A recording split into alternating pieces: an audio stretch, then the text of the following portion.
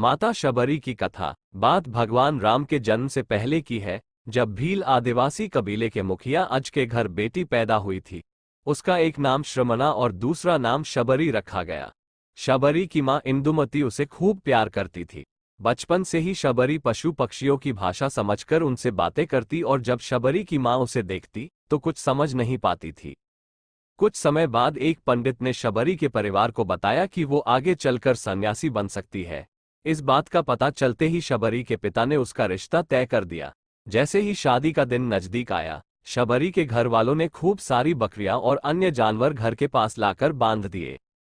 एक दिन शबरी का मां जब उसके बाल बना रही थी तो उसने मां से पूछा, इतने सारे जानवर हमारे घर क्यों लाए गए हैं? मां ने जवाब दिया, बेटी, तुम्हारा विवाह होने वाला है, इसलिए हम लोगों ने इनका इंतजाम बलि के लिए किया है। तुम्हारी शादी के दिन ही बलि प्रथा होगी और फिर इनसे स्वादिष्ट भोजन बनाकर सबको परोसा जाएगा। ये सब सुनकर शबरी दुखी हो गई। काफी देर तक शबरी ने उन जानवरों को आजाद करने के बारे में सोचा। सोचते सोचते शबरी के मन में हुआ कि अगर ये जानवर यहाँ नहीं होंगे तो इनकी बलि रुक सकती है। ऐसा नहीं हुआ तो मेरे घर से कहीं चले जाने पर ही यह बलि रुकेगी। जब मैं ही नहीं रहूंगी तब न विवाह होगा और न ही बलि प्रथा। इससे मासूम जानवर बच जाएंगे। इसी सोच के साथ जानवरों को रखी गई जगह पर शबरी पहुंची। उसने सोचा कि उन्हें खोल देती हूं, लेकिन वो ऐसा नहीं कर पाए। उसके बाद शबरी जंगल की तरफ भागने लगी। भागते भागते शबरी ऋषिमुख पर्वत पहुंच गई। वहां करीब 10,000 ऋषि रहा करते थे। शबरी को लगा कि वो भी इसी जंगल में किसी तरह ऋषि मुनियों की सेवा करके अपना जीवन जी लेगी। वो चुपचाप उसी जंगल में एक हिस्से में किसी तरह से रहने लगी। शबरी रोजाना ऋषि मुनियों की झोपड़ी के आगे झाड़ू लगाती और हवन के लिए लकड़ियां भी लाकर रख देती। ऋषि मुनियों को समझ नहीं आ रहा था कि जंगल में उनके काम अपने आप कैसे हो रहे हैं। एक दिन शबरी को किसी ऋषि ने देख लिया। उसे देखते ही उसका परिचय पूछा। जैसे ही शबरी ने बताया कि वो भील आदिवासी परिवार से संबंध रखती है तो उसे ऋषियों ने खूब डांट लगाए। शबरी को इस बात का बिल्कुल भी पता नहीं था कि उसकी जाति छोटी है और उसे ऋषियों द्वारा जाति की वजह अपमान सहन करना पड़ेगा।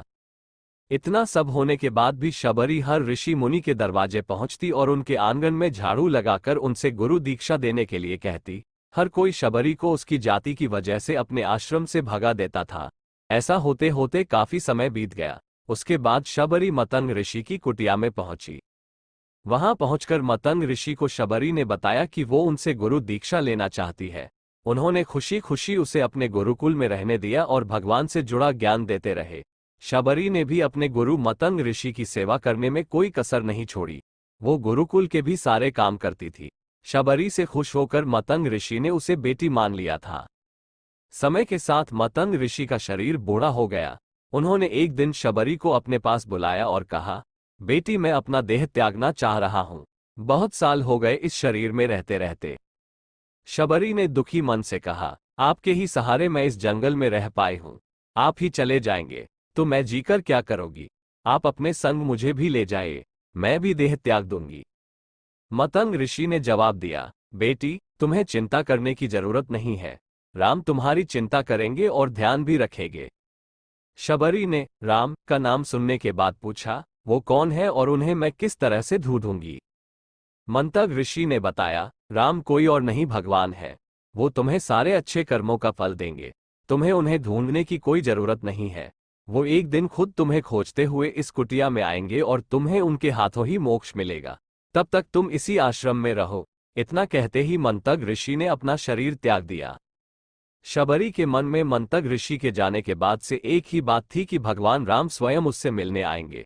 वो रोज भगवान राम से मिलने के लिए बाग से अच्छे अच्छे फूल लाकर पूरा आश्रम सजाती और भगवान के लिए बेर तोड़कर लाती। भगवान के लिए बेर चुनते हुए शबरी उन्हें चख लेती थी ताकि भगवान वो सिर्फ मीठे बेर ही दे। रोजाना शबरी इसी तरह भगवान के दर्शन की आस में फूल और बेर इकट्ठा करती रहती थी। इसी तरह इंतजार में कई साल बीत गए। शबरी का शरीर एकदम वृद्धा हो गया। एक दिन आश्रम के पास के ही तालाब में शबरी पानी लेने के लिए गई। तभी पास के ही एक ऋषि ने उसे अछूत कहते हुए वहां से भागने के लिए कहा और एक पत्थर मार दिया। वो पत्थर जब शबरी को लगा तो उसे चोट लगी और खून बहने लगा। बहते हुए खून की एक बूंद उसी तालाब के पानी में गिर गई। तभी पूरा तालाब का पानी खून में बदल गया। ये सब होता देखकर ऋषि ने शबरी को ही डांटा और कहा कि पापीन, तुम्हारी वजह से पूरा पानी खराब हो गया। रोज ऋषि उस पानी को साफ करने के लिए अपनी कई तरह की विद्याओं का इस्तेमाल करते। कई सारे जतन करने के बाद भी कुछ नहीं हुआ। फिर उन्होंने गंगा जैसी कई पवित्र नदियों का जल भी उस तालाब में डाला, फिर भी तालाब का पानी साफ नहीं हो पाया और वो खून जैसा ही रहा। कई सालों तक तालाब के पानी को साफ करने की कोशिश के बाद भी कुछ काम नहीं आया, तो ऋषि ने थक कर सब कुछ छोड़ दिया। इस घटना के कई सालों के बाद भगवान राम अपनी पत्नी सीता के हरण के बाद उन्हें ढूंढते हुए उसी तालाब के पास पहुंचे। ऋषि मुनियों ने उन्हें पहचान लिया। भगवान को वहां देखकर ऋषियों ने तालाब का पानी साफ करने के लिए भगवान को अपने पैर उसमें डालने के लिए कहा, लेकिन पानी जैसे का तैसा ही था। ऋषि मुनियों ने भगवान से भी कई अन्य जतन करवाए, लेकिन वो पानी जस का तस खून जैसा ही रहा।